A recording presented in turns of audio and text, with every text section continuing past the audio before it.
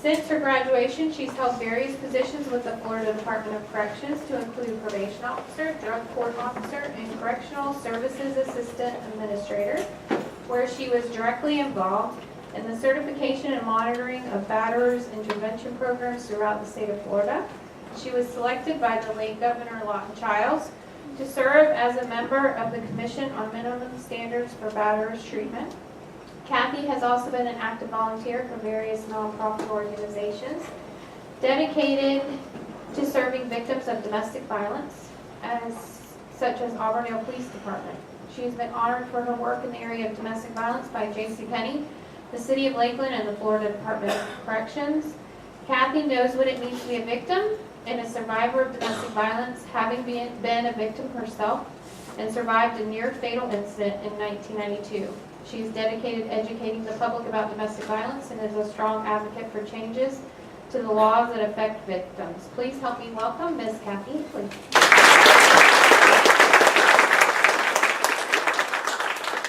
All right, thank you, and I guess that's it. Okay, I'll see you. Oh, good enough? No. Like she said, I am a survivor of domestic violence, and I'm going to tell you a little bit about what happened to me. If you have any questions, I know it's kind of a big room. If you have any pertinent questions that you can't wait to ask and you want to ask right then, go ahead. Otherwise, I'll take as many questions as I can at the end. Back in 1989, I got married to this man that I loved. He loved me. Everything was wonderful. As you can see, I am happy. Gorgeous wedding dress, by the way. Love it. And there we are on our honeymoon, having fun. And everything was great. And about a week after we got married, I got hired with the Department of Corrections to be a probation officer. Now, I had tried to get this job probably for at least 2 years. I had put in applications all over the state, basically, and I lived in Polk County. And it happens that I was hired in Polk County to work as a probation officer. So I was so excited, and I went to my husband, Dave, and I told Dave that I got the job, the probation officer job, and he said, probation officer, he's like, no, you're not taking that job. You know, he was telling me, I don't want you to have that job.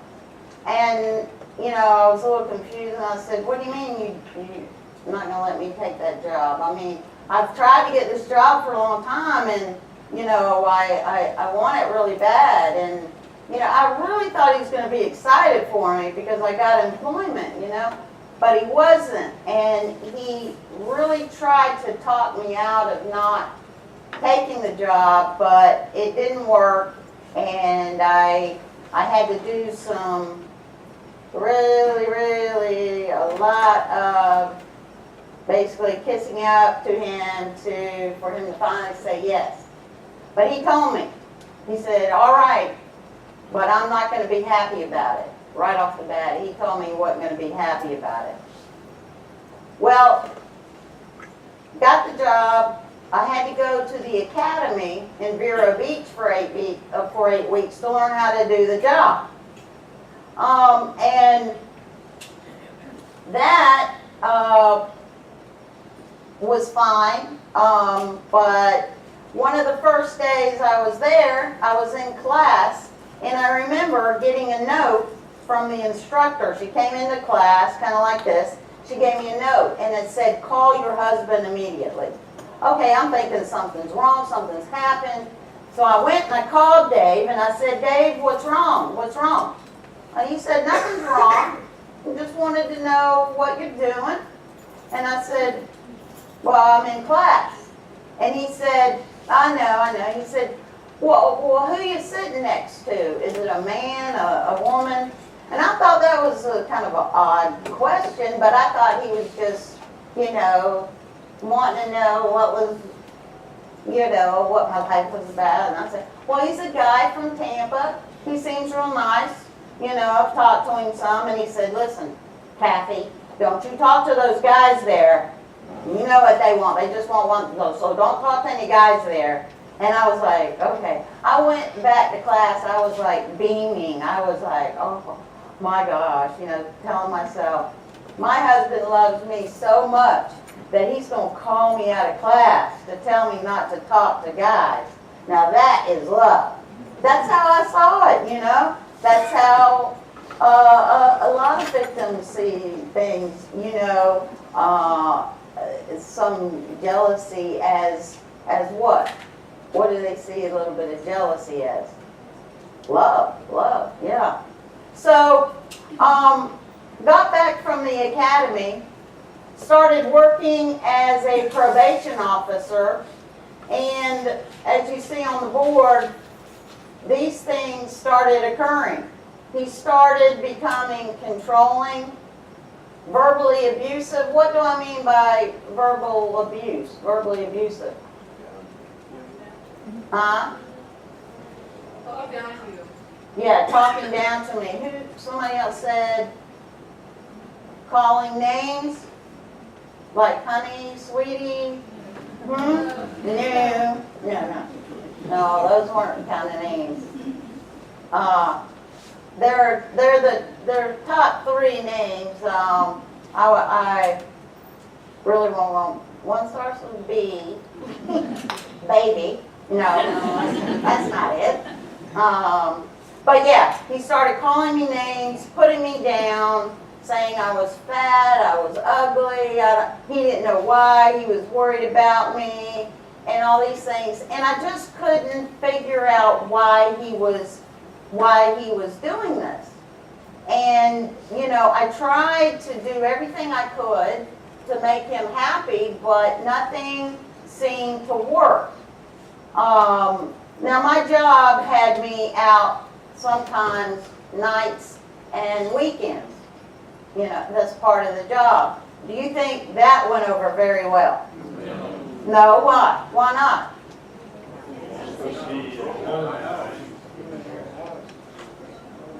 Yeah, exactly. Everybody's exactly right. Yeah. I was gone. I was out of the house. He didn't know where I was at. And he didn't want me gone because he just got home from work, and I would have to leave and go to work. And so what was he kind of losing? Control. Yeah. He was losing that control over me. And back then,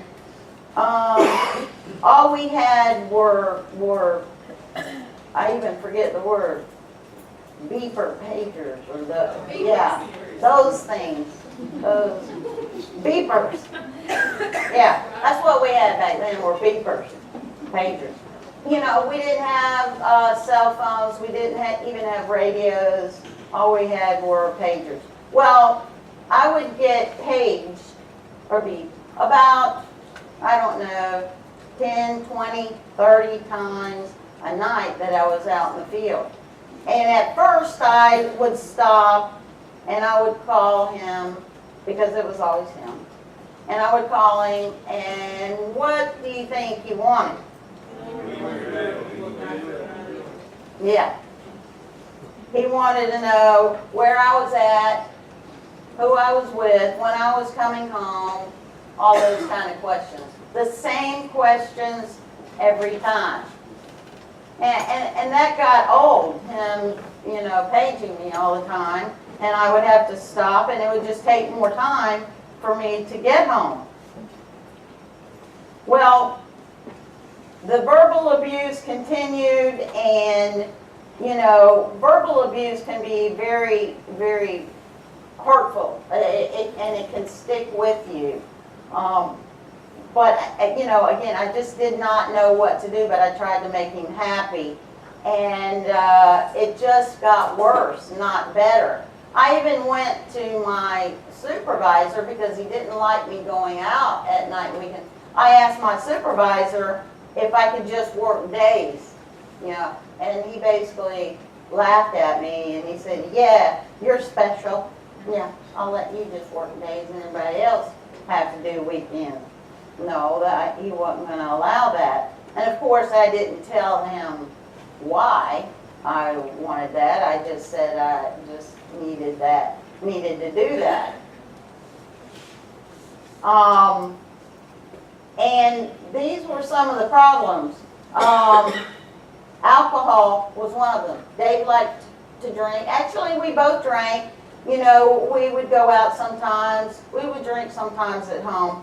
But Dave drank all the time. Before he left work, he would have a couple beers. But when he got home, he would drink basically for the rest of the night. And alcohol made him worse. Alcohol, by the way, does not cause domestic violence, but what does it do? It enhances it. It just makes it worse. And so by being verbally abused all the time, my self-esteem began to get lower and lower and lower. And I didn't feel good about myself. Before, I had all kinds of friends. I liked to laugh and have fun and go to my family's house who didn't live that far away. And he didn't want me doing that. And, I just didn't go tell anybody. I didn't go to any of my friends and tell them what was going on because why? Why do you think I didn't go tell anybody? Who said embarrassed? That's right, exactly. I was embarrassed. I was embarrassed really because I thought it was my fault. I thought what was going on, I was causing it all. And I didn't want people to know that we had just got married and our marriage was already going south. It was already getting bad. So I was so embarrassed, so I did not tell my friends or family. I kept it to myself.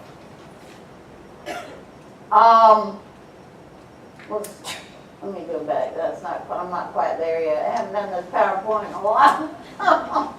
But one night when I got home, I remember Dave was very upset with me when I left work, and he started drinking, and he asked me when I was going to be home, and I told him 10 o'clock, and he said, well, it better be 10 o'clock, and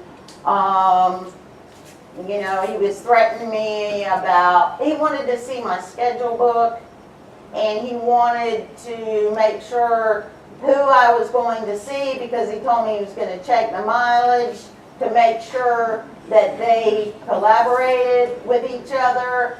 And, I was like, okay, whatever. And when I got home, Dave started basically cussing me out, saying that I hadn't been at work and that he knew that I was meeting someone, and I was just really kind of didn't know where all this was coming from.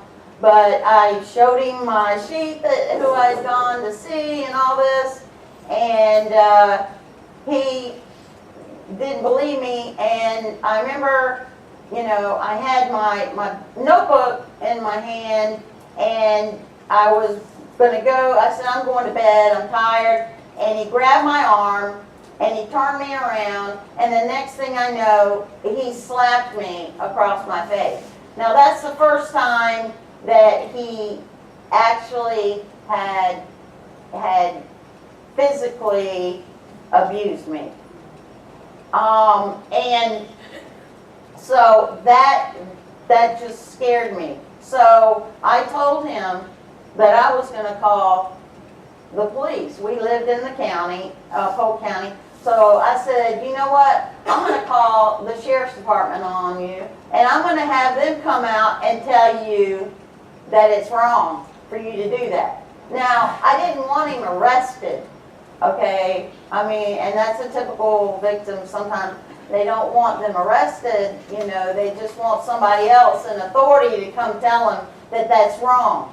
You know, and I figured, as naive as I was, I figured that that might work. Well, the deputy came out. Dave, in fact, went outside, met the deputy in the driveway, and I was inside. I was crying, boo-hooing.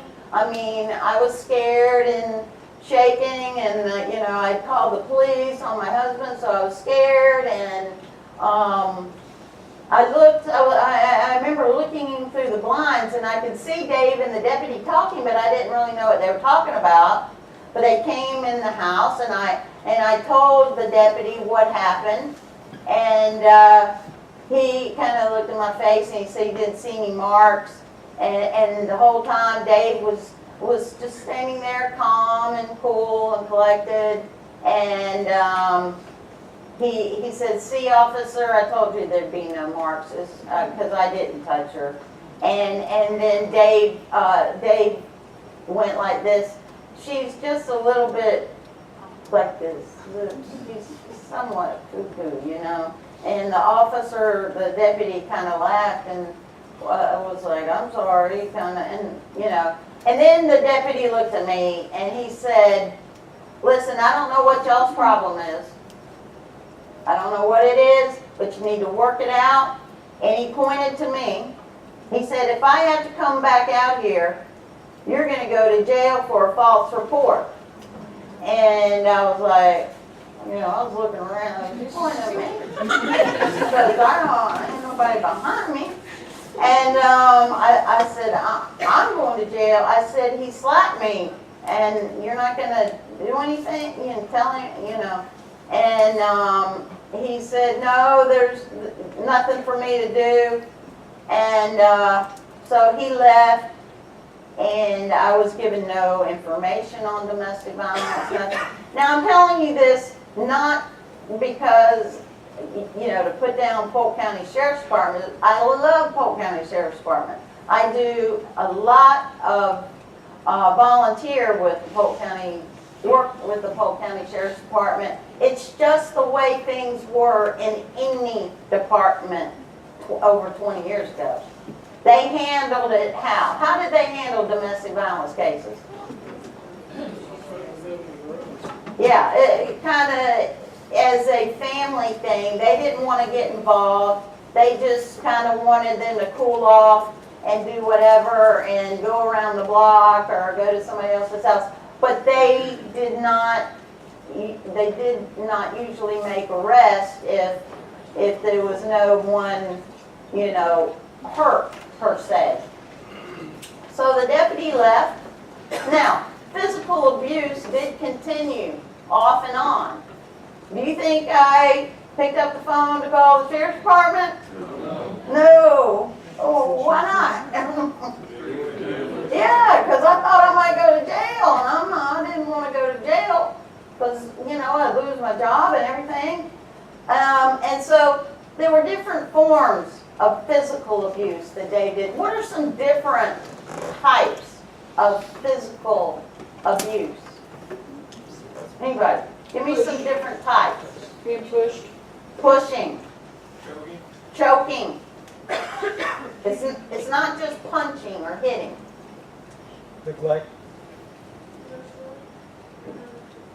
Yeah, ladies, what might you think?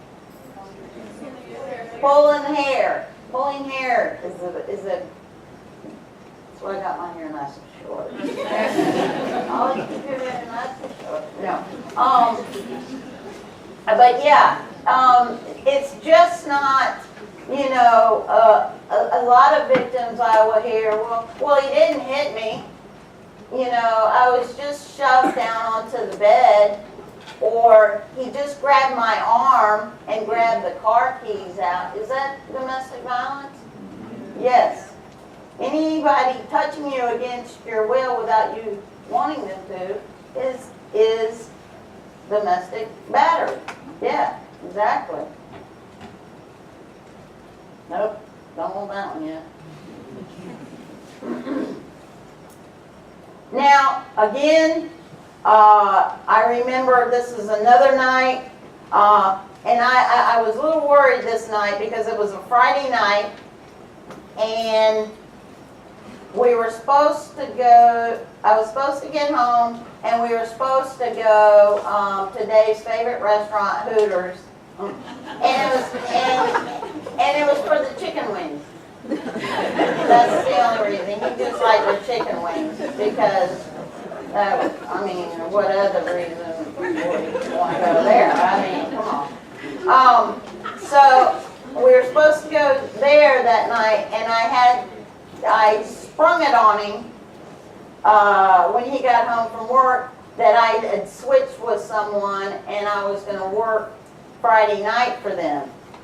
So when I told him that, he got extremely upset, started cussing me out, again, just laid into me with all kinds of names, and went to the refrigerator and he got a beer, and he said, just wait till you get home. He goes, I'm going to be ready for you when you get home. And I'm like, I hope with some steaks on the grill, that'd be nice, you know, hey. And please don't misconstrue my humor for downplaying domestic violence, because it isn't, it's how I help myself, because humor helps a person that has been through something traumatic get through it daily. And I put humor to help me tell my story. Otherwise, I wouldn't be a survivor. If I was up here crying and telling you my story, guess what? I'd still be a victim. So anyway, I remember leaving, and I saw Dave, you know, I remember that I'd just gone to the store and got a 24-pack of beer, and I was like driving out in the field, and I was thinking to myself, well, what do you think I was thinking to myself? If he drinks it all, you're passed out. Exactly. I was like, boy, I'm glad I bought a new 24-pack of beer. I hope he drinks it all and is passed out when I get home. That's not necessarily the best thing to think, but that's what I was hoping. So I wouldn't have to deal with him, because what did he tell me before I left? Yeah.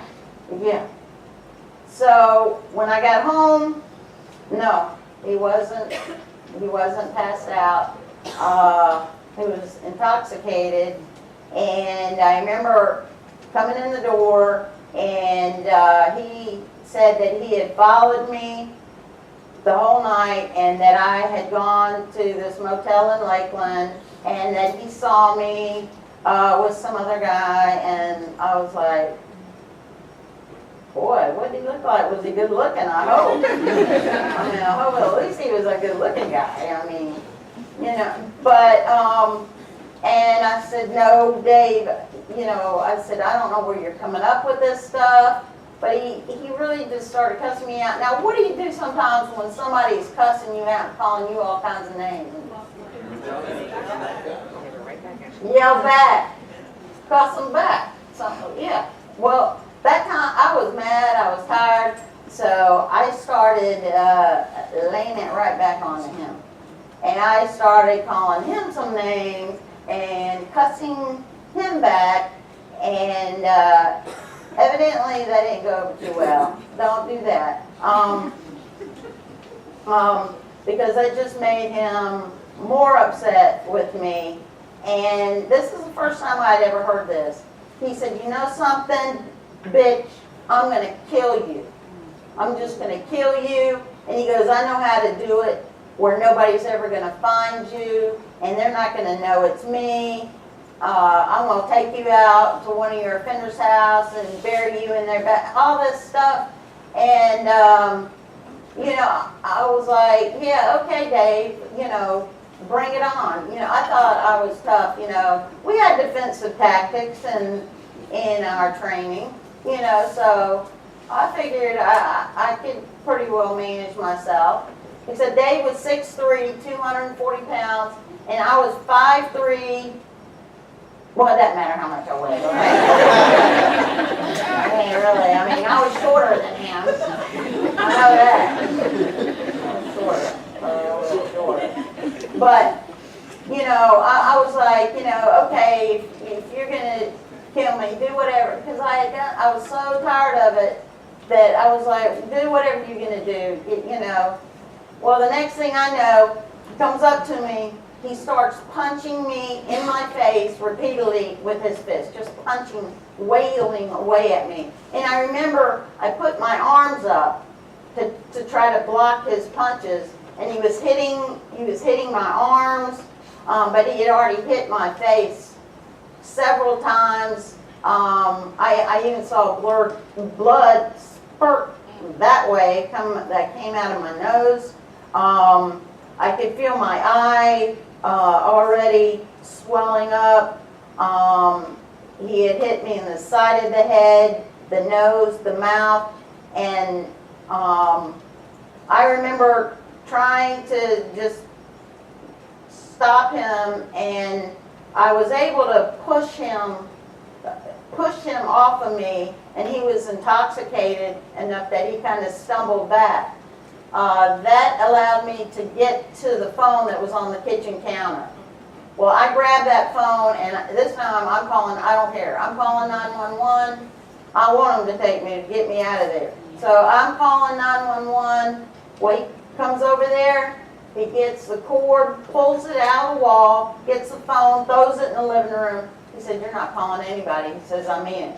I'm going to kill you. I mean it. I'm going to kill you. And we were in the kitchen. And that's just not a good room to have any kind of fight in, because there's all kinds of things. Well, he backs me up into the corner of the kitchen. And I remember he had his fist drawn again to hit me again, and I looked on the counter and there was a knife set. Well, I just grabbed the biggest knife that I saw and I held it up. And I figured, no, they're aliens. Or else that's him trying to contact me.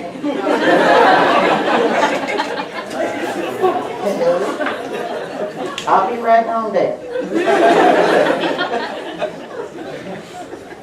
Anyway, yeah, so I had the knife up, and I figured holding up a butcher knife, he would back up and leave me alone. No, I'm not sure what that is, but it's interfering in the signal. Y'all are so smart. Probably why y'all in school.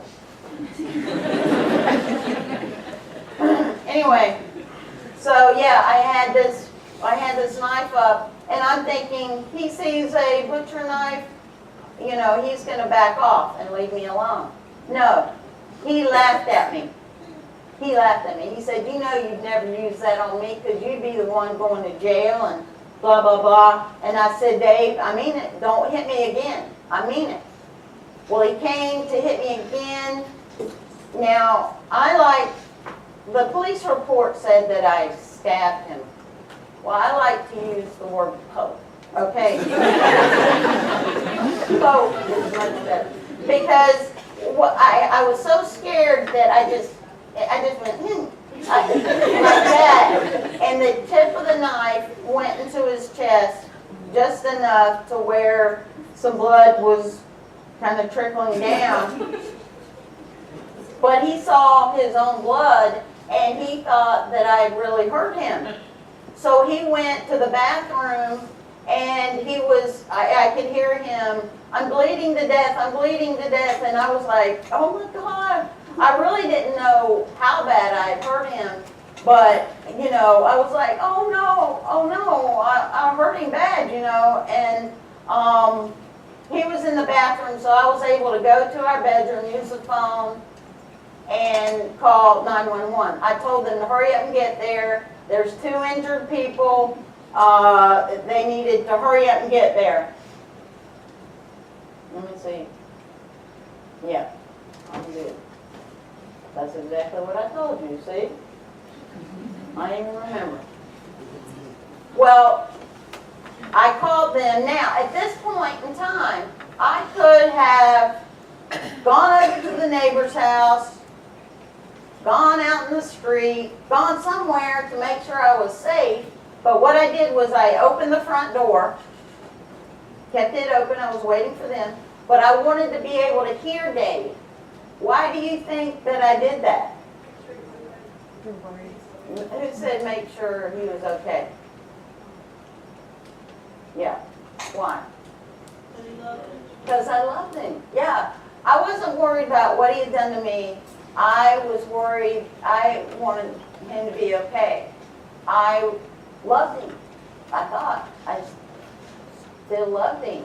Even though he had, you know, terribly, terribly beaten the crap out of me. Well, the deputies got there. They saw 2 injured parties. What do you think they did? Arrested both of us. How can you say that? You're right. They did. They did. They arrested both of us. What was I arrested for?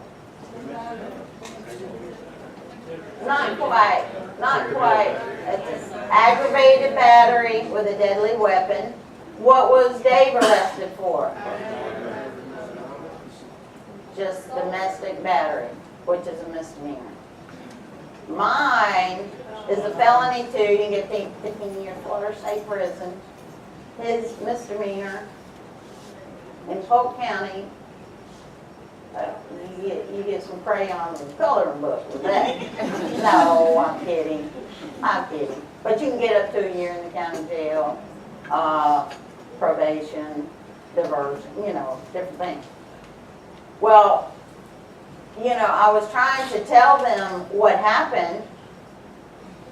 And in fact, they interviewed us both, but they interviewed us about 5 feet apart.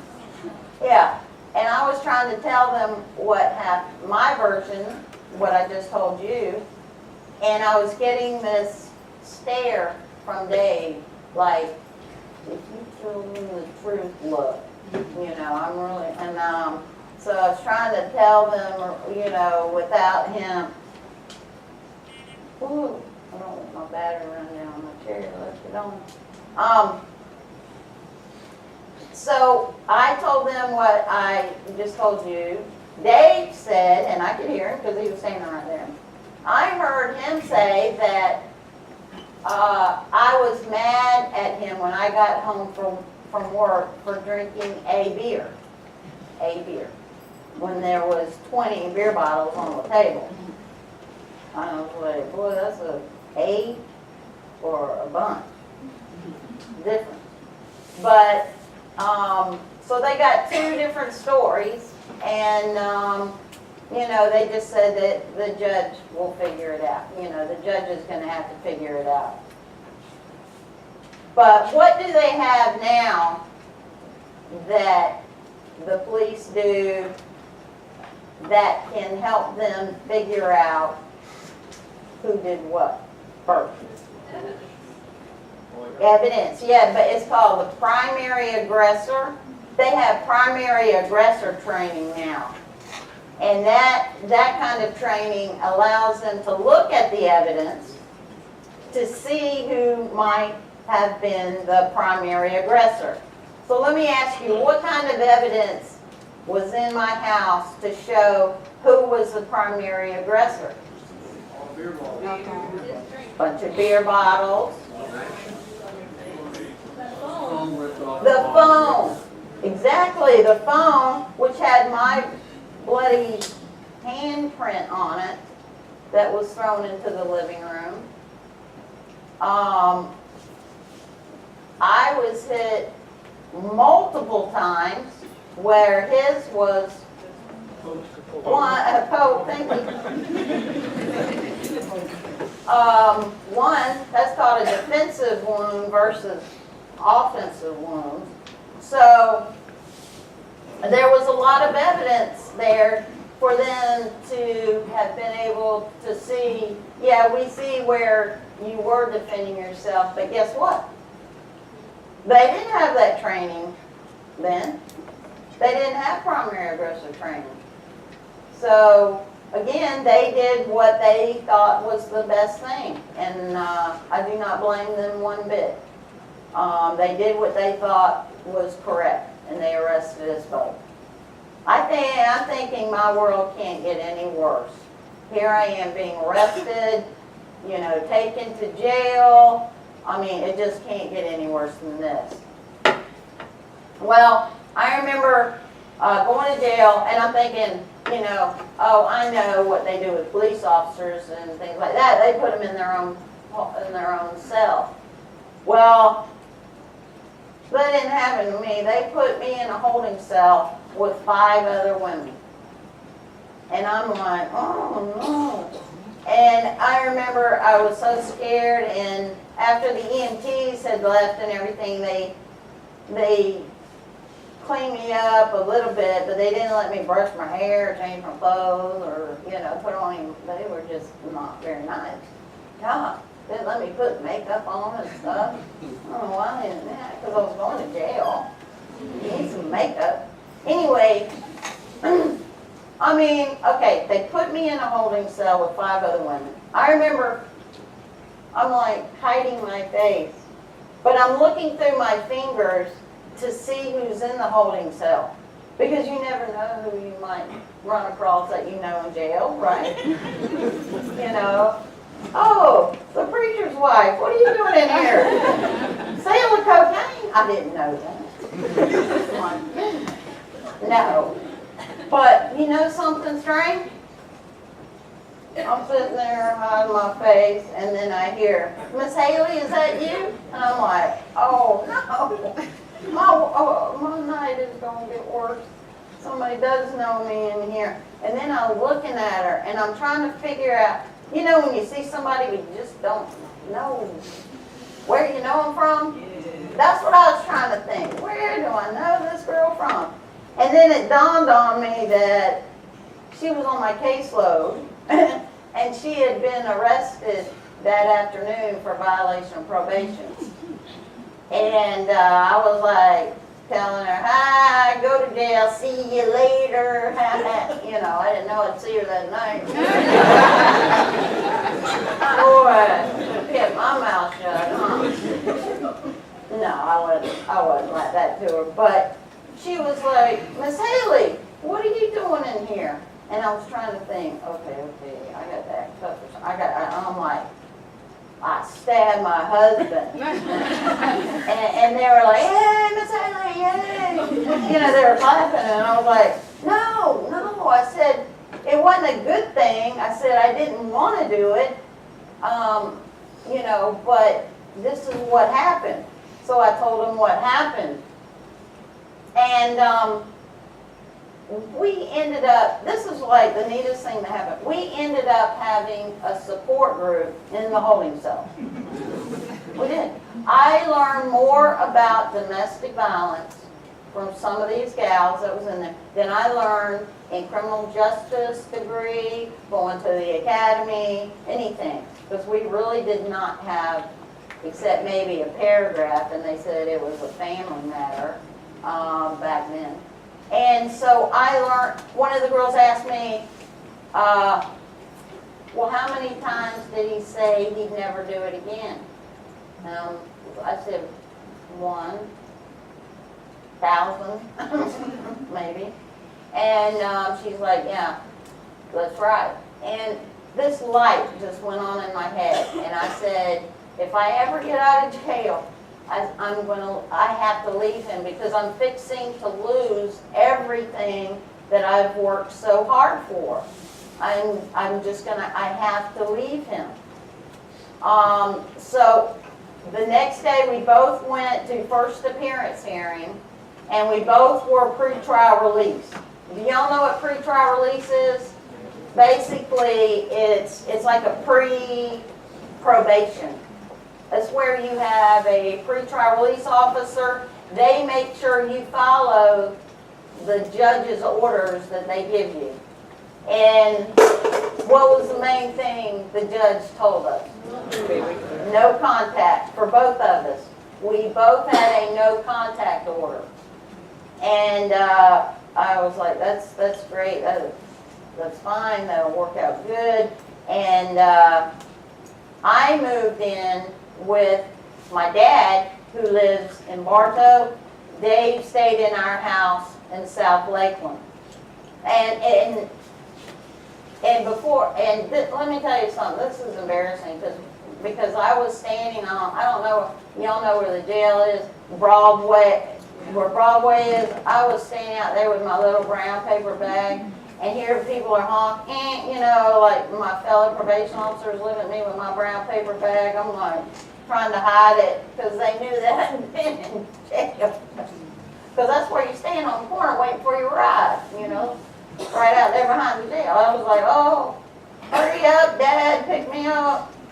And my dad came and picked me up, and I was at my dad's house, and we were talking, and my dad had no idea. He said, why didn't you come to me and tell me what was going on? And I told him I was embarrassed. I didn't want you to know. And as we were talking, the phone rings. I go answer the phone. Guess who it is? Dave. What do you think Dave's on? Who said he said he was sorry? Let me see. Guess what? You know what he said? He goes, Kathy, I forgive you for all you've done to me. That's what he said. He forgave me. I thought that was awful sweet of him, you know, to forgive me for all that I've did to him.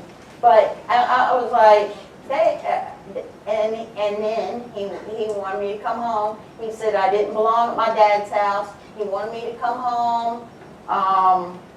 And I said, I can't. There's a court order. I'm not gonna get in trouble. I'm not gonna break that court order. You know, and he said, oh, they'll never know. They don't check. They won't know that you're at home. You need to come home right now. And I was like, no, I'm not going to. And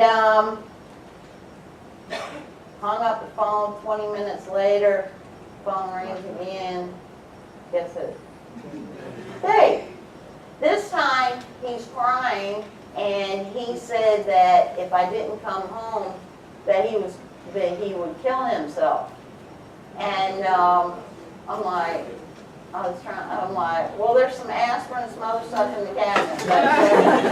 No, I didn't say that. That bothered me. That bothered me because, you know, oh my gosh, what if he does or something? And I feel guilty that he, you know, and that really kind of almost made me think maybe I should go back home because I don't want him to do that, you know. But I said, Dave, I'm not coming home. In fact, I had called my bosses, told them what happened, and they told me that I could still come to work, which I thought was actually with a felony, especially aggravated battery pending. I think they were just short on help or something because normally today that would not happen. But I remember being at work, and the secretary that worked, we didn't have any windows in our offices, and the secretary had a window at the front. And she came back and she goes, Kathy, does your husband drive a red truck? I said, yeah. Why? Well, I was just letting you know that it's been sitting across the street at that drugstore for about 3 hours now. I was like, what is that called, by the way? Stalking. Yes. That's another charge.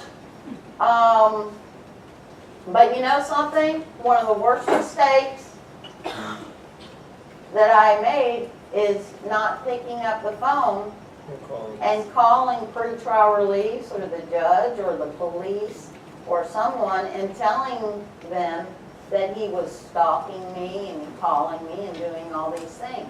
Now, why do you think I didn't do that? I loved him, and I didn't want for him to get into any more trouble. I didn't want for him to go back to jail because I knew how jail was. And I figured that after a while, he would just stop. He would just quit. He would get bored, and it would get old, and he would leave me alone. Well, that was the worst mistake that I made. 10 days after we had been released from jail, I remember leaving my dad's house. Leaving work, going to my dad's house, pulling in the driveway. Everything looks fine. Nothing out of the order, except my dad wasn't there. He was on a trip, so I was staying there by myself. Now, Dave knew my schedule. He knew everything about me and my family. He knew everything that was going on. I remember getting out of my car, shutting the door, started to come around my car. The next thing I know, I see Dave coming out from the side of the garage behind some bushes. And I remember it was nighttime and it was raining, and I could see him, and I could see this look in his eyes that he was fixing to do something. I didn't know what, but I knew he was fixing to do something.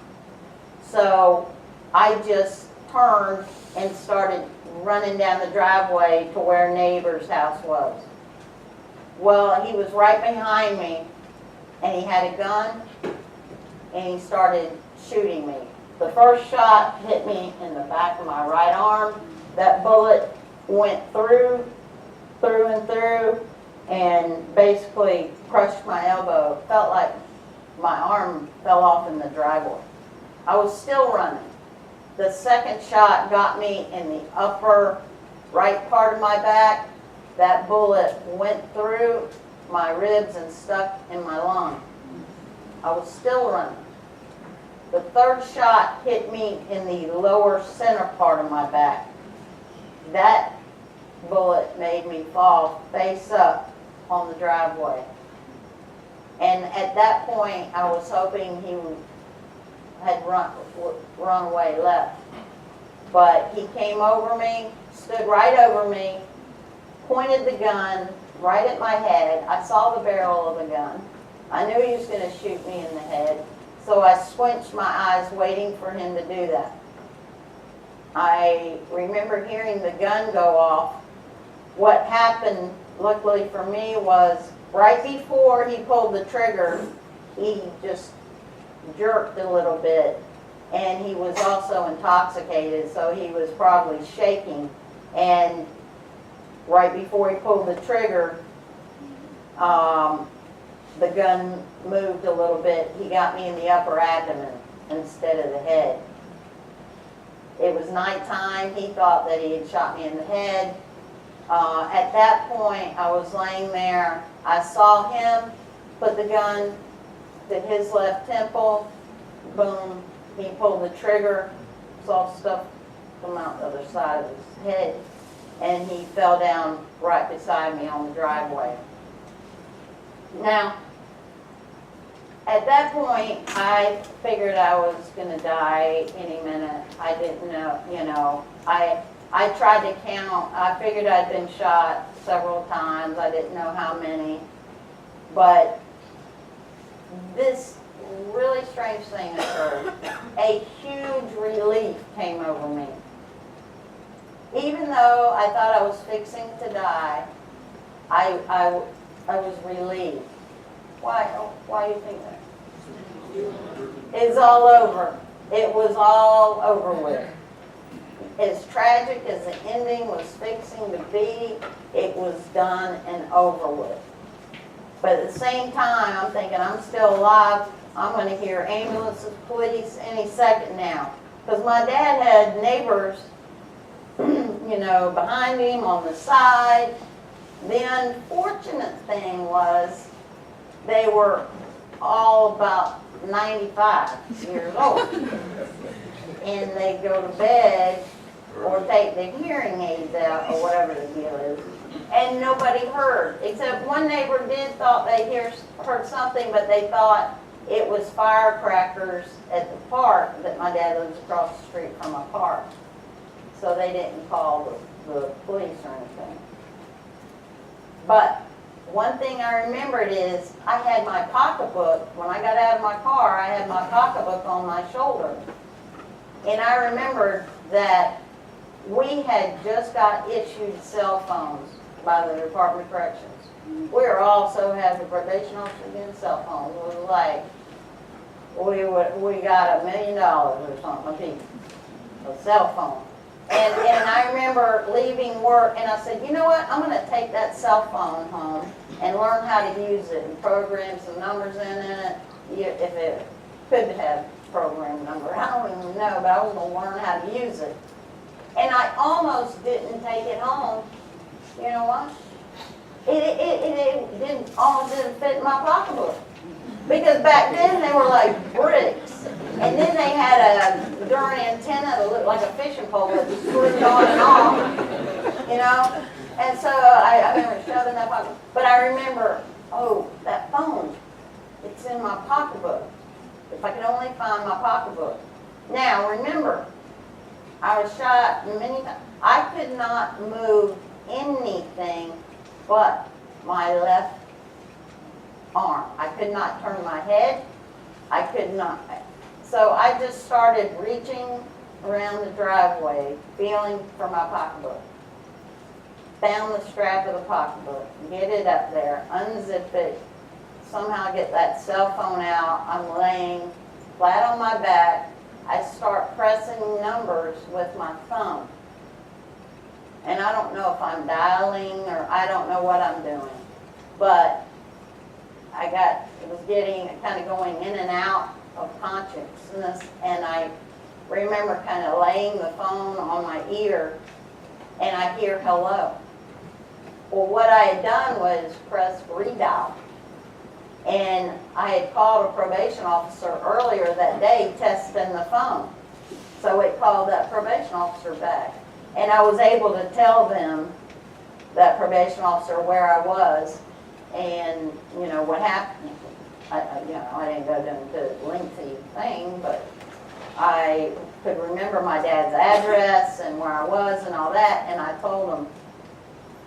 Now, I left the cell phone on, and the Department of Corrections took out 15,000 minutes or something like that. They made me pay for that out of my paycheck, but that's okay because, you know, I'm still alive. They didn't do that, I'm kidding. You think they do that? Yep. No. But, this is what he had done. See, I didn't know he was there. He parked his car at Bartow High School, which is about a mile from my dad's house, and he walked there waiting on me so I wouldn't know that he was there. And he had been drinking a lot. But as you can see, I'm in a wheelchair from the gunshot wound that got me to the lower part of my spine. But my self-esteem is so far much further up than it was when I was going through all that domestic violence. And I feel so much better about myself. And, you know, when you go through tragedy, you have to make the best of it. And that's why I speak to victims and places like this, so I can hopefully get anybody that knows someone or that's going through it or that, you know, can take from my story and learn something from it. And let me tell you, I see a lot of guys here.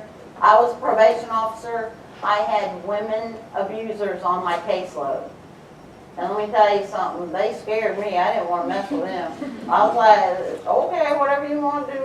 Ooh, he's mean. Fine. But yes, there are women abusers. So it's not that I'm putting men down at all, it's just my story of what happened to me. Anybody got any questions real quick before they pick me up? Get me out of here. How was he in public? Like, did he take you out in public? Like, did he do the same as he did when you were at home, out in public, like restaurants? He was different out in public. Now there were times that like he would come up to me, or if I went to the store like a 7-Eleven, and then I would come back out to the car. Why were you talking? I saw you talking to that guy in the 7-Eleven. Why were you talking to him? You know. But he was different in public, and he treated everybody else. Everybody thought they couldn't believe that he had the capability of doing that because everybody thought he was the nicest guy in the world. And a lot of times abusers are very charming, very outgoing and nice, but behind closed doors they're different. And for the most part, he treated me, you know, nice when we were out around other people because he didn't want other people to know he was like that. Thank you so much. Oh, wait, one more question. I'm sorry, I gotta, go ahead. What came of the charges? My charges? Assuming drug? Well, my attorney and the state attorney worked out a plea deal, and I only had to spend 8 months in prison, but I learned a lot by being there, so I think, you know, overall that was a good situation. No, they dropped the charges. I love it when they ask that question. Thanks for asking that question, I love it. Well, yes ma'am. How would he act with other women? How would he act with other women? Oh, flirty as heck. Yeah, he could flirt all he wanted, but not me. No. He was married before me, and when I was in Tampa General Hospital, his first wife and daughters came to visit me, and I asked, did he ever hit you? And she said, no, he never ever hit me. Now sometimes he would push me down and stuff, but he never was abusive. So she didn't even know. So, that's the sad part of it. But I know she's trying to make me quit. Y'all have been a great group. I appreciate y'all Yes, sir, listening. if you have any questions, we have a break until 1 o'clock, and our last speaker will be at 1 o'clock. Those criminal justice students who need credit for hearing Ms. Haley speak, make sure you initial the form outside the door. And you get double credit. We'll see you back at 1 o'clock.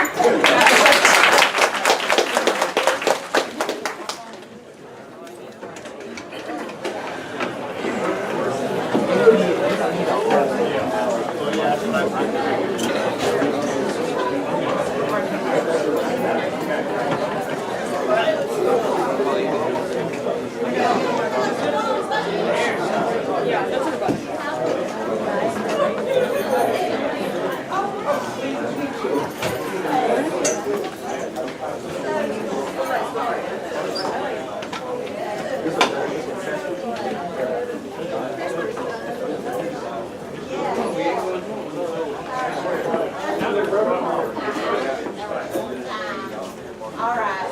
It's up. Okay.